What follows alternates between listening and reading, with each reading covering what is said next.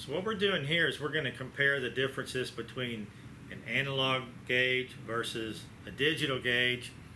There's a lot of people out there that think that they don't need digital gauges and that the analog gauges do the same job. And that is sort of true, but the bottom line is that we get into critical charging and we get into superheat and subcooling, and the digital gauge makes our life easier and it's much more accurate.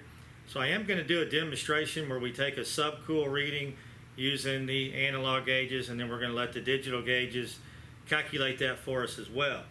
So once I turn the machine on, I'll talk over it and I'll do an actual conversion.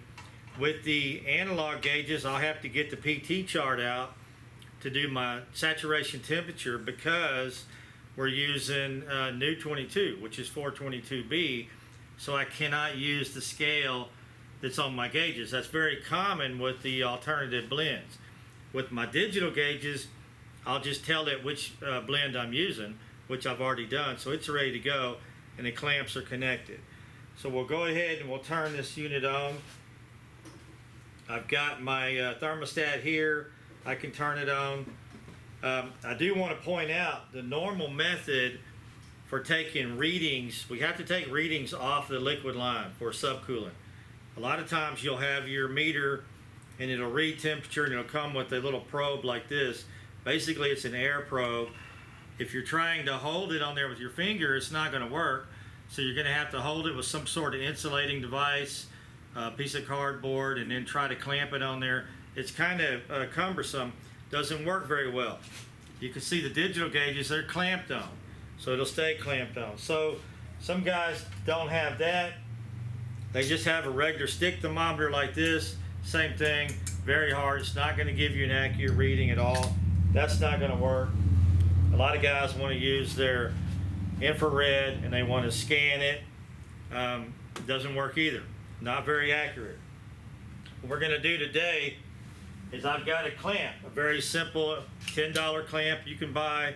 It'll hook up to your meter. I'm going to hook it up to this one, but it'll hook up to anything. So we're going to take our reading with this just so we get somewhat accurate. So let me go ahead and turn it on.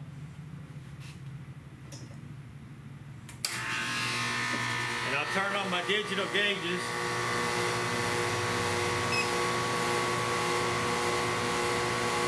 So these gauges are already told that we're using 422B.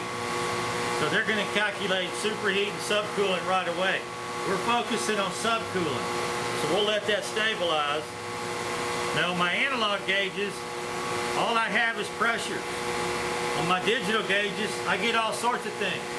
I get pressures at the high side, I get pressures at the low side, I get temperatures of the liquid line and the suction line, and I get the converted temperatures. It's doing my PT chart work for me, and then it's turning that into a superheat and a subcool reading. Very nice, it's doing that right now.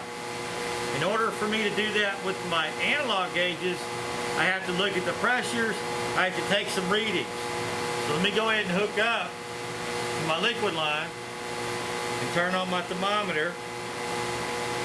I'll let this stabilize a minute. It's going to take a second to read. But in the meantime, I can look at my pressure. So since we're doing subcooling, I'm looking at my high side pressure.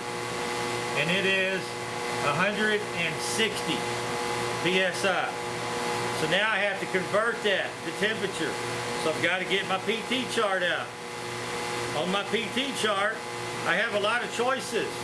So I'm looking for the refrigerant that I'm using, which is new 22 or 422B. So I find that column, I find the pressure, the 160, which is going to be on the back side, right here. As you can see, there's a lot of choices, and it's very easy to get the temperature and the pressure confused. It happens a lot. So we're looking at 160 PSI being 86 degrees. So I'm going to write that down so I don't forget it. 160 equals 86. Now I know I have 86. Now I have to look at my thermometer. So I'm taking the temperature of the liquid line.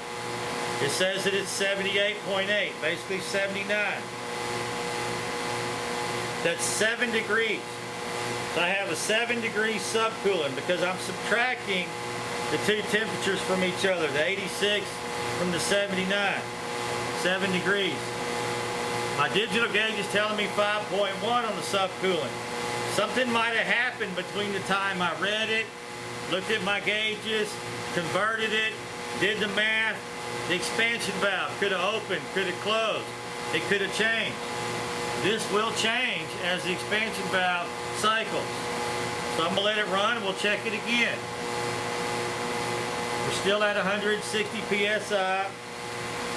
We're at 79 degrees on my liquid line temperature.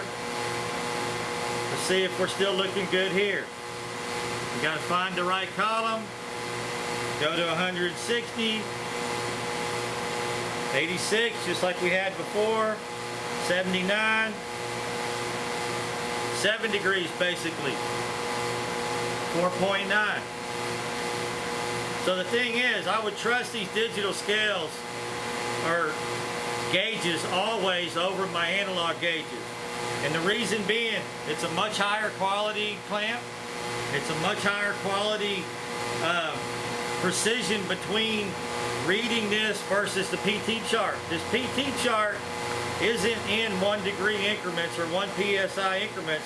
It goes from 125, 130, 135. The digital scales are going to read extremely accurate.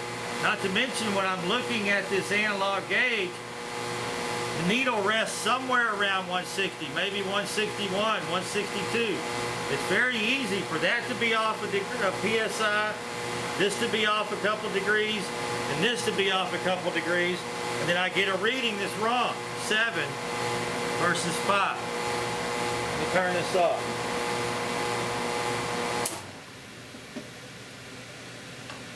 Now I'm not saying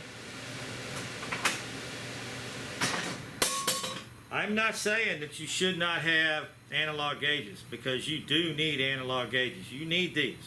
And the reason you need them is because this is expensive.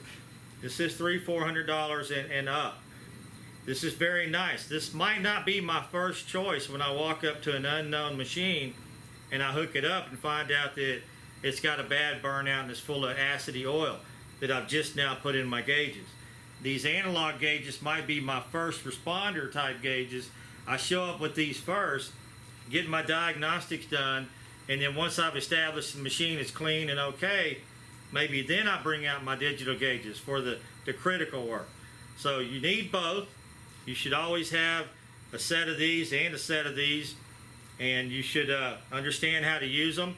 Don't forget to tell it what refrigerant you're using. That happens a lot where guys hook it up and forget to tell it what they're using. If you're using this, don't forget to make sure you have a PT chart and it's the right one.